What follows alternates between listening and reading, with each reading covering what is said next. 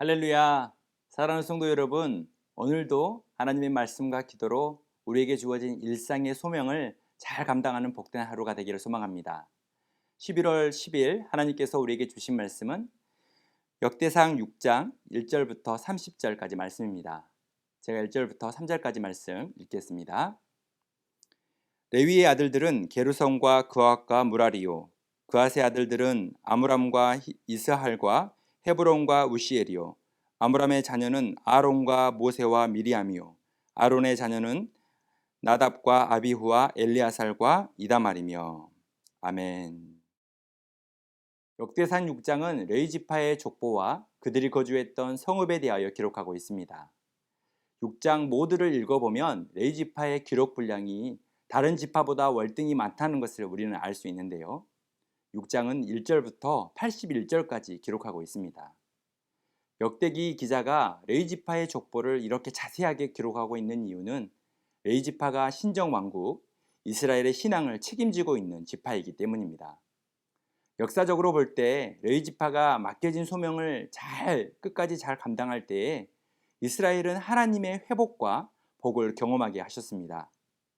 포로기 이후에도 이스라엘 공동체의 회복에 있어서 가장 중요한 과제는 레위인과 성전을 중심으로 새로운 질서를 확립하는 것이었습니다. 대대로 레위 지파의 제사장 가문은 이스라엘 백성들이 하나님을 만나는 예배를 주관하는 일을 맡은 지파였습니다.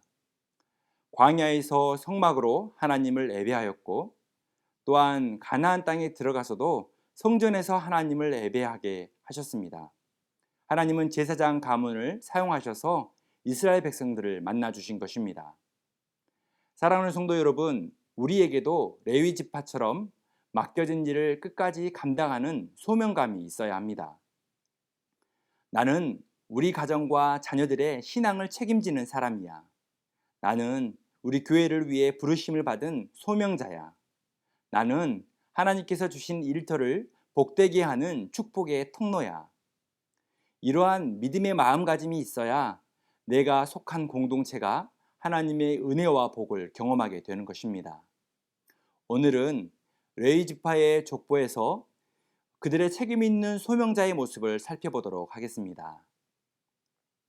첫 번째로 살펴볼 인물은요, 레위와 세 아들인데요. 1절입니다. 레위의 아들들은 게르손과 그앗과 무라리요. 레위의 세 아들은 게르손과 그앗과 무라리입니다. 둘째 그앗은 민수기에서 고앗으로 번역되었지만 원문으로는 모두 똑같습니다. 레위의 세 명의 아들, 각각의 종족은 하나님께서 주신 소명을 성실함으로 잘 감당했습니다. 이스라엘 백성이 출애굽한 이후에 약속의 땅 가나안 땅으로 나아감에 있어서 이스라엘 중심에 성막을 두셨습니다. 그리고 성막을 바로 레위 지파로 하여금 지키도록 하셨습니다. 성막 문이 있는 동쪽은 모세와 아론과 아론의 아들들이 진을 치고 지키게 했습니다.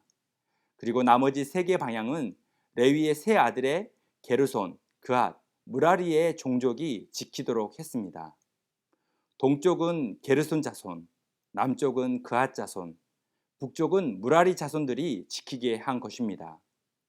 하나님께서는 이렇게 레위 지파가 지키는 성막을 중심으로 이스라엘 백성을 동서남북 네 방면으로 나누어 각각 진을 치고 지키게 하셨습니다. 레위의 세 아들의 자손들은 자신에게 주신 하나님의 소명이 무엇인지를 정확하게 알고 있었고 맡겨진 일을 믿음으로 잘 감당한 것입니다. 거룩하신 하나님의 성막 안으로 부정한 것들이 들어오지 못하도록 책임감을 가지고 지킨 것입니다. 또한 광야에서 성막을 운반하고 새롭게 설치될 때에 이 세 아들의 자손들의 역할이 아주 컸습니다. 사실 광야에서 성막을 운반하고 관리하는 일은 막노동과 같은 육체의 노동을 필요로 하는 아주 고된 일이었습니다. 하지만 게르손 종족들은 성막의 외부에서 보이는 덮개와 문과 외부 기구들을 옮기고 관리하는 일을 했습니다.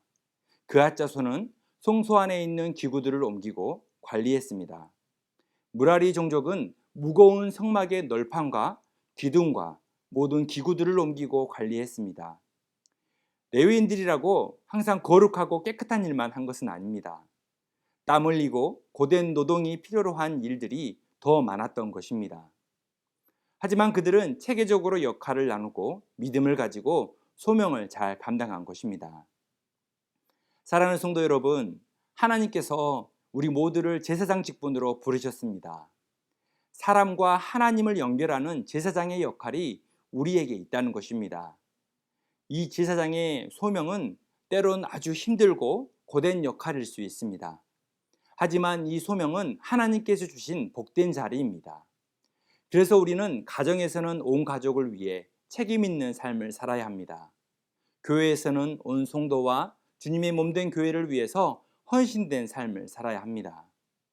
레위의 세 아들처럼 맡겨진 역할과 소명을 잘 감당해야 합니다. 하나님께서 충성된 삶을 우리가 살아갈 때에 우리의 가족과 자녀들이 하나님을 만나고 보호받을 수 있도록 하십니다. 또한 헌신된 삶이 있을 때 교회가 하나님의 임재로 가득 차게 되는 것입니다. 레위의 세 아들들의 자손들처럼 영적으로 우리가 항상 깨어 있어서 공동체를 잘 지킬 때에 온 가족과 성도들이 평안을 누리고 주의 은혜를 경험하게 되는 것입니다. 우리 모두가 항상 하나님의 부르신 소명을 붙들고 가정과 교회를 잘 지켜내고 또한 맡겨진 믿음의 역할을 잘 감당하는 제사장의 삶을 살아가기를 축복합니다. 두 번째는 아므람과 세 자녀의 이야기입니다. 3절인데요. 아므람의 자녀는 아론과 모세와 미리암이요. 아므람에게는 2명의 아들과 1명의 딸이 있었습니다.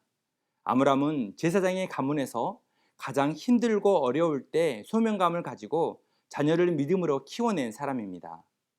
아므람이 자녀를 낳고 키울 때는 사실 애굽의 바로 왕이 내린 죽음의 법이 있었습니다. 이스라엘 민족이 애굽의 위협이 될 정도로 인구가 늘어났기 때문입니다. 그래서 애굽 바로 왕은 이스라엘 민족의 인구 감소를 하는 정책을 폈습니다. 바로 그 첫 번째가 심한 노역과 학대를 하는 것이었는데요. 이스라엘 민족은 이 학대 속에서도 더욱 번성했습니다. 그래서 바로는 직접적인 아기 살해 정책을 펼칩니다. 두 번째로는 산파들에게 남자아이는 태어나면 죽이라고 명령한 것입니다. 하지만 히브리 산파들은 바로 왕의 명령보다 하나님을 두려워하여 남자아기들을 살렸습니다. 바로 왕은 산파를 통해 남자아이를 죽이는 계획이 좌절되자 더욱 노골적이고 강력하게 히브리인 남자아기를 태어나면 죽이라는 명령을 합니다. 바로 세 번째인데요. 아들을 태어나면 나일강에 던져 죽이고 딸이거든 살려두라는 것입니다. 이 법을 어기면 왕이 내린 법을 어긴 것이기 때문에 결국 부모의 목숨도 위태롭게 되는 것입니다.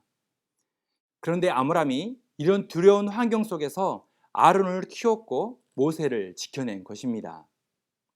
아므람의 믿음이 제사장의 족보를 이어가게 한 것입니다. 물론 아므람 혼자 한 것은 아닙니다. 믿음의 아내 요게벳이 있었습니다. 요게벳은 믿음으로 모세를 낳고 3개월간 다른 사람의 눈에 띄지 않도록 숨겨 키웠습니다. 만약 아기가 애굽 사람들에게 발견되기라도 한다면 모세가 죽임을 당했을 것입니다. 그럼에도 불구하고 요게벳은 낳은 자녀를 끝까지 지키기로 마음먹었습니다. 그래서 갈대아 상자를 만들어 모세를 나일강에 띄워 보낸 것입니다. 하나님께서는 요게벳의 믿음을 보시고 바로의 딸로 하여금 모세를 건져내어서 키우게 하신 은혜를 주셨습니다. 아므람과 요게벳은 자녀를 낳게 하신 분이 하나님이고 자녀를 보호하시고 키우시는 분도 하나님임을 믿었습니다. 부모로서 그래서 끝까지 최선을 다한 것입니다. 결과적으로 아므람과 요게벳 부부의 믿음을 통하여 대제사장 아론을 준비시켰습니다. 이스라엘 백성들을 출애굽으로부터 인도하는 지도자 모세를 준비시켰습니다. 어떤 위기 앞에서도 용기와 희망을 잃지 않고 모세를 도왔던 미리암을 키웠던 것입니다. 사랑하는 성도 여러분, 아므람과 요게벳의 이 두려움 없는 믿음 그리고 소명을 따르는 삶이 있었기에 역대상 6장에 제사장 가문의 족보가 기록되어 있는 것입니다. 만약 아므람이 두렵다고, 환경이 좋지 않다고, 노동으로 힘들고 지치다고 자녀를 포기했다면 제사장 가문은 아마 끊겼을지 모릅니다. 그러므로 우리는 자녀를 키우면서 가져야 하는 믿음이 있습니다. 그것은 바로 자녀를 향한 하나님의 선하신 계획이 있다는 것을 믿는 것입니다. 하나님의 신실한 약속을 믿고 소명감을 가지고 자녀를 양육해야 하는 것입니다. 자녀를 키우면서 아마 어렵고 힘든 일이 많았을 것입니다. 많은 눈물도 흘렸을 것입니다. 포기하고 싶은 순간도 많았을 것입니다. 그러나 기억하십시오. 하나님은 언제나 우리와 우리의 자녀들에게 항상 함께 하십니다.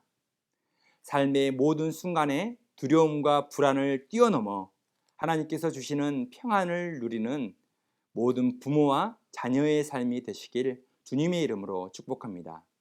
끝까지 믿음과 기도로 맡겨진 소명을 잘 감당하고 오늘도 내가 속한 공동체에서 사랑을 주고받는 복된 공동체를 만들어가는 복된 하루가 되기를 소망합니다. 말씀을 적용하겠습니다. 가정에서 믿음으로 감당해야 할 소명은 무엇입니까? 소명을 포기하게 만드는 불안과 두려움은 무엇입니까?